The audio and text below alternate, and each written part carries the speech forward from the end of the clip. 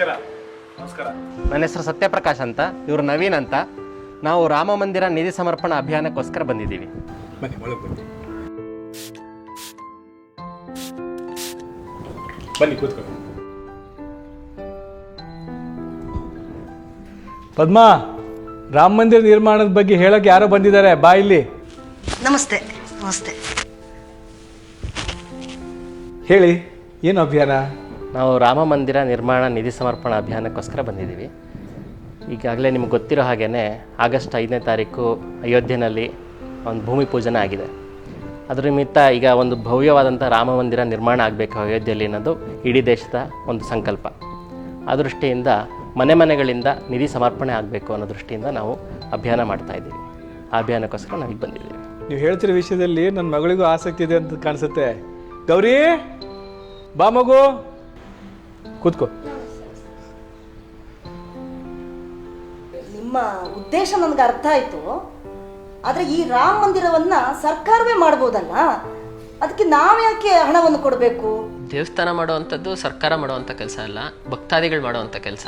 ಅನೇಕ ವರ್ಷಗಳಿಂದ ವಿವೇಕಾನಂದ ಮೆಮೋರಿಯಲ್ ಶಿಲಾ ಸ್ಮಾರಕ ನಿರ್ಮಾಣ ಆಗಿತ್ತು. ಅದಕ್ಕೂ ಕೂಡ ದೇಶದಲ್ಲಿರುವಂಥ ಎಲ್ಲ ಜನತೆ ₹1 ಕೊಡೋದ್ರ ಮೂಲಕ ಶಿಲಾ ಸ್ಮಾರಕ ನಿರ್ಮಾಣ ಆಗಿತ್ತು. ಅದು ದೇಶದ ಹೆಮ್ಮೆ.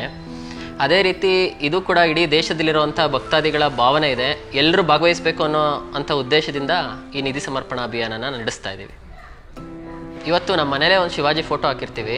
ಅದನ್ನು ಯಾಕೆ ಇವತ್ತು ಹಾಕಿರ್ತೀವಿ ನಮ್ಮ ಮನೇಲಿ ಅಂತ ಹೇಳಿದ್ರೆ, ಅವ್ರು ಯಾವತ್ತೋ ಇದ್ದು ಹೋದಂಥವ್ರು, ಅವ್ರ ಸಾಧನೆಗಳು ಎಷ್ಟೋ ವರ್ಷಗಳ ಹಿಂದೆ ಆಗಿರೋವಂಥದ್ದು.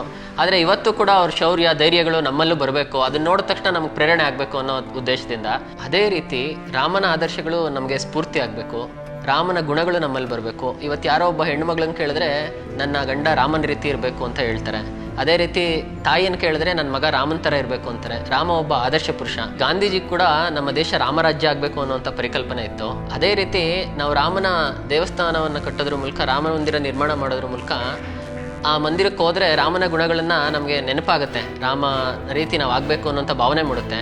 ರಾಮನ ಆದರ್ಶಗಳು ನಮ್ಮಲ್ಲಿ ಮೈಗೂಡಿಸುತ್ತೆ. ಜೊತೆಗೆ ರಾಮ ಮಂದಿರ ಮಾಡ್ತಾ ಇರುವಂಥದ್ದು ಅಯೋಧ್ಯೆಯಲ್ಲಿ, ರಾಮ ಹುಟ್ಟಿದ ಸ್ಥಳದಲ್ಲೇ, ಪವಿತ್ರವಾದಂಥ ಸ್ಥಳ. ಅದು ಕೂಡ ನಮಗೆ ಪ್ರೇರಣಾ ಸ್ಥಳ ಆಗುತ್ತೆ ಅನ್ನೋವಂಥದ್ದು ಇದರ ಉದ್ದೇಶ. ಅದು ಅಲ್ಲದೆ ಅನೇಕ ವರ್ಷಗಳಿಂದ ಇಡೀ ಸಮಾಜ ಈ ರಾಮ ಮಂದಿರಕ್ಕೋಸ್ಕರ ಹೋರಾಟ ಮಾಡಿದೆ. ಈ ಒಂದು ಸುಸಂದರ್ಭದಲ್ಲಿ ಎಲ್ರಿಗೂ ಅನಿಸುತ್ತೆ ಅಲ್ವಾ, ನಾನೇನಾದ್ರು ಮಾಡಬೇಕು ರಾಮ ಮಂದಿರಕ್ಕೋಸ್ಕರ ಅಂತ. ಹಾಗಾಗಿ ಅವ್ರಿಗೊಂದು ಅವಕಾಶ ಕೊಡೋಣ ಅಂತ ಈ ಅಭಿಯಾನ. ಆದರೂ ಕೋವಿಡ್ ಗಲಾಟೆಯಲ್ಲಿ ಇದು ಬೇಕಿತ್ತಾ ಅಂತ ಅನಿಸ್ತಿದೆ. ನಿಮ್ಮ ಪ್ರಶ್ನೆ ಸರಿಯೇ ಇದೆ. ಕೋವಿಡ್ ಸಂದರ್ಭದಲ್ಲೂ ಕೂಡ ಅನೇಕ ಸೇವಾ ಚಟುವಟಿಕೆಗಳು ನಿರಂತರವಾಗಿ ಮಾಡ್ಕೊಂಡು ಬರ್ತಾನೆ ಇದೆ. ಉದಾಹರಣೆಗೆ ಲಾಕ್ಡೌನ್ ಸಂದರ್ಭದಲ್ಲಿ ಅನೇಕ ಜನಕ್ಕೆ ವಾಹನದ ವ್ಯವಸ್ಥೆ ಮಾಡಿಕೊಂಡು ಅವರ ಒಂದು ಕ್ಷೇತ್ರಕ್ಕೆ ತಲುಪಿಸುವಂಥದ್ದು ಇರಬಹುದು. ಅನೇಕ ಜನಕ್ಕೆ ಕೆಲಸವಿಲ್ಲದೆ ಇದ್ದಂಥ ಸಂದರ್ಭದಲ್ಲಿ ರೇಷನ್ ಕಿಟ್ಗಳು, ಸುಮಾರು 20 ಲಕ್ಷಕ್ಕೂ ಹೆಚ್ಚು ರೇಷನ್ ಕಿಟ್ಗಳನ್ನ ಇಡೀ ದೇಶಾದ್ಯಂತ ಕೊಟ್ಟಿದೆ. ಅದಲ್ಲದೆ ಸುಮಾರು 2,000ಕ್ಕೂ ಹೆಚ್ಚು ರಕ್ತದಾನ ಶಿಬಿರಗಳನ್ನ ಯೋಜನೆ ಮಾಡಿ, ಯಾವಾಗ ರಕ್ತವೇ ಕೊರತೆಯಾಗಿ ಆಸ್ಪತ್ರೆಗಳಲ್ಲಿ ಪೇಷಂಟ್ಸ್ ನರಳುವಂಥ ಸಂದರ್ಭದಲ್ಲಿ ಮತ್ತೆ ಯಾರೂ ಬಂದು ರಕ್ತದಾನ ಮಾಡೋಕ್ಕೆ ಹಿಂಜರಿಯುವಂಥ ಸಂದರ್ಭದಲ್ಲಿ ಕೂಡ ರಕ್ತದಾನ ಶಿಬಿರಗಳನ್ನ ಆಯೋಜನೆ ಮಾಡಿ ಸೇವಾ ಕಾರ್ಯಗಳನ್ನ ಮಾಡಿದೆ.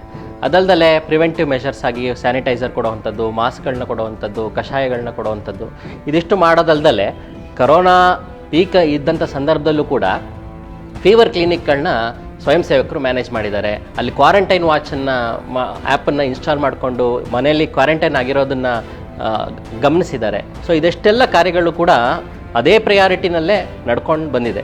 ಇನ್ನೂ ಕೂಡ ಅನೇಕ ಕರೋನಾ ಸಂಬಂಧಿತ ಸೇವಾ ಚಟುವಟಿಕೆಗಳು ನಡೀತಾನೆ ಬಂದಿದೆ. ಸಂಘಟನೆ ಕೇವಲ ಕರೋನಾ ಸಂದರ್ಭದಲ್ಲಿ ಅಷ್ಟೇ ಅಲ್ಲ, ದೇಶದಲ್ಲಿ ಯಾವುದೇ ರೀತಿಯ ಸಮಸ್ಯೆಗಳು ಬಂದಾಗಲೂ ಮುನ್ನೆಲೆಯಲ್ಲಿ ನಿಂತು ಕೆಲಸ ಮಾಡ್ತಾ ಇದೆ. ಸಂಘವನ್ನು ವೈಚಾರಿಕವಾಗಿ ವಿರೋಧಿಸುವಂಥ ರಾಜದೀಪ್ ಸರ್ದೇಸಾಯಿ ಇರ್ಬೋದು, ವರ್ಕಾ ದತ್ ಇರ್ಬೋದು, ಅವರು ಕೂಡ ಸಂಘದ ಕಾರ್ಯಗಳನ್ನು ಕರೋನಾ ನಡುವೆ ಮಾಡಿರುವಂಥ ಸೇವಾ ಚಟುವಟಿಕೆಗಳನ್ನು ಮೆಚ್ಚುಗೆ ವ್ಯಕ್ತಪಡಿಸಿದ್ದಾರೆ. ಅಲ್ಲ, ದೇಶದಲ್ಲಿ ಇಷ್ಟೊಂದೆಲ್ಲ ಸಮಸ್ಯೆಗಳಿದೆ, ಫಸ್ಟ್ ಅದನ್ನೆಲ್ಲ ಸಾಲ್ವ್ ಮಾಡಬೇಕಲ್ವಾ ನಾವು? ಹೇಳಿ ಸರಿ, ಸಮಸ್ಯೆಗಳು ಇದ್ದೇ ಇರುತ್ತೆ, ಅದಕ್ಕೆ ಸೊಲ್ಯೂಷನ್ ಕಂಡಿಡ್ಕೊಳ್ತಾ ಹೋಗಬೇಕು. ಈಗ ನಾವು ದೇಶನೇ ಒಂದು ಕುಟುಂಬ ಅಂತ ಅಂದ್ಕೊಂಡ್ರೆ, ನಮ್ಮ ಕುಟುಂಬದಲ್ಲೂ ಅನೇಕ ಸಮಸ್ಯೆಗಳಿರುತ್ತೆ. ಒಂದು ಆರೋಗ್ಯದ ಸಮಸ್ಯೆ ಇರುತ್ತೆ, ಒಂದು ವಿದ್ಯಾಭ್ಯಾಸದ ಕಡೆ ಗಮನ ಕೊಡಬೇಕಾಗಿರುತ್ತೆ, ಇನ್ನೊಂದೆಲ್ಲೋ ಒಂದು ಆರ್ಥಿಕತೆ ಕಡೆ ಗಮನ ಕೊಡಬೇಕಾಗಿರುತ್ತೆ. ಇದರಷ್ಟರ ಮಧ್ಯೆ ನಾವು ಹಬ್ಬಗಳನ್ನ ಆಚರಣೆ ಮಾಡ್ತೀವಿ, ಮತ್ತು ತೀರ್ಥಕ್ಷೇತ್ರಗಳಿಗೆ ಹೋಗ್ತೀವಿ. ಇವೆಲ್ಲನೂ ಜೊತೆಯಾಗೇ ಮಾಡ್ತೀವಿ. ಹಾಗೆ ಒಂದು ದೇಶ ಅಂದಾಗ ಅನೇಕ ಸಮಸ್ಯೆಗಳಿರುತ್ತೆ. ಎಲ್ಲ ಸಮಸ್ಯೆಗಳಿಗೂ ಒಟ್ಟೊಟ್ಟಿಗೆ ಉತ್ತರವನ್ನು ಕಂಡುಕೊಂಡು ಒಟ್ಟಿಗೆ ಹೋಗುವಂಥದ್ದು ಮಾಡಬೇಕಾಗತ್ತೆ. ಅದಷ್ಟೇ ಅಲ್ಲ, ರಾಮ ಅಂದರೆ ಅದು ಭಾರತದ ಒಂದು ಅಸ್ಮಿತೆ. ರಾಮ ಅಂದರೆ ಭಾರತ, ಭಾರತ ಅಂದರೆ ರಾಮ. ಅಸ್ಮಿತೆನಾ? ಹಂಗಂದ್ರೆ ಏನು? ಅಸ್ಮಿತೆ ಅಂದರೆ ಗುರುತು, ಒಂದು ಐಡೆಂಟಿಟಿ. ನಮ್ಮ ಭಾರತದ ಐಡೆಂಟಿಟಿ ಏನು? ನಾವು ಹೇಳ್ತೀವಿ ಆದರ್ಶಗಳು, ಜೀವನ ಮೌಲ್ಯಗಳು, ಸಂಸ್ಕೃತಿ, ಇವು ನಮ್ಮ ಐಡೆಂಟಿಟಿ. ಇವೆಲ್ಲದರ ಮೂರ್ತಿಯುತ ಸ್ವರೂಪನೇ ಶ್ರೀರಾಮಚಂದ್ರ. ಅದನ್ನು ವಾಲ್ಮೀಕಿ ಕೂಡ ತಮ್ಮ ರಾಮಾಯಣದಲ್ಲಿ ಹೇಳಿದ್ದಾರೆ. ರಾಮ ಮಂದಿರ ಕೂಡ 3 ಅಂತಸ್ತಿನ ಒಂದು ಭವ್ಯವಾದಂಥ ರಾಮ ಮಂದಿರ ಇರುತ್ತೆ. 5 ಗೋಪುರಗಳಿರುತ್ತೆ. 54,000 ಚದುರಡಿಯ ಒಂದು ದೊಡ್ಡ ರಾಮ ಮಂದಿರ ಇಲ್ಲಿ ನಿರ್ಮಾಣ ಆಗ್ತಾ ಇದೆ. 2.25 ಎಕರೆ ಒಂದು ದೊಡ್ಡದಾದಂಥ ಪ್ರದೇಶದಲ್ಲಿ ರಾಮ ಮಂದಿರದ ಜೊತೆಗೆ ಅಲ್ಲೊಂದು ಯಾಗಶಾಲೆ, ಒಂದು ಸಂಶೋಧನಾ ಕೇಂದ್ರ, ವೇದ ಪಾಠಶಾಲೆ, ಗ್ರಂಥಾಲಯ, ವಸ್ತು ಸಂಗ್ರಹಾಲಯ, ಹೀಗೆ ಅನೇಕ ವಿಧವಾದಂಥ ಚಟುವಟಿಕೆಗಳು ನಡೆಯುವಂಥ ಒಂದು ದೊಡ್ಡ ಕೇಂದ್ರ. ಇದು ವಿಶ್ವಕ್ಕೆ ಒಂದು ಮಾದರಿ ಆಗಿರುವಂಥ ಒಂದು ದೊಡ್ಡ ಕೇಂದ್ರ ಇಲ್ಲಿ ನಿರ್ಮಾಣ ಆಗ್ತಾ ಇದೆ. ನಿಮ್ಮ ಅಭಿಯಾನದ ಉದ್ದೇಶ ನಂಗೆ ಅರ್ಥ ಆಯಿತು. ಎಷ್ಟು ಹಣ ಸಮರ್ಪಣೆ ಮಾಡೋಕೆ ಅಂತ ಹೇಳ್ರಿ. ಅಷ್ಟೇ ಇಷ್ಟೇ ಅಂತೇನಿಲ್ಲ, ನಿಮ್ಮ ಶಕ್ತಿ ಅನುಸಾರ ಎಷ್ಟು ಬೇಕಾದರೂ ಕೊಡ್ಬೋದು. ನಿಧಿ ಸಮರ್ಪಣೆಯಲ್ಲಿ ಭಾಗವಹಿಸಬೇಕು ಅನ್ನುವಂಥದ್ದು ನಮ್ಮ ಮೂಲ ಉದ್ದೇಶ. ಗೌರಿ, ಡ್ರಾವರಲ್ಲಿ ಚೆಕ್ ಬುಕ್ ಇದೆ, ಕೊಡಮ್ಮ.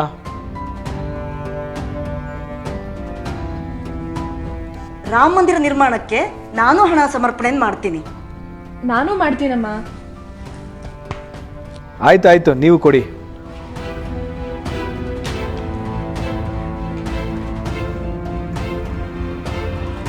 ತುಂಬ ಧನ್ಯವಾದಗಳು ಸರ್, ಸಂತೋಷ ಆಯಿತು. ಬರ್ತೀವಿ. ಕಾಫಿ ಕುಡ್ಕೊಂಡು ಹೋಗಿ.